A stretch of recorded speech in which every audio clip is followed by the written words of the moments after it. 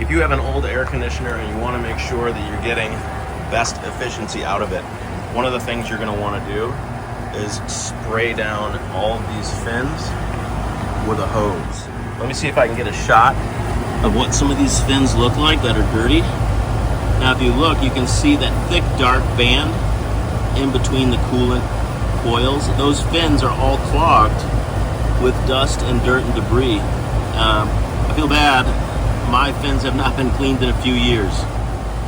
After spraying with the hose, I'm not sure if you're getting a good view on this, but all my fins on top are now nice and clean. So what I'm going to do is I'm just going to spray left and right all the way down the back of my AC unit, as well as the sides, to get all those fins clean. Then we'll have some nice cool air gunner. All right, so again, I'm just using the gun style hose. I'm gonna get a stick stream, and I'm just gonna go left and right, up and down,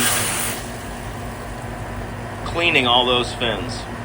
Once you do that, you'll get much better efficiency out of even a very old air conditioner. Thanks for watching. Check out the description for more information and hit that subscribe button if you'd like to see more videos.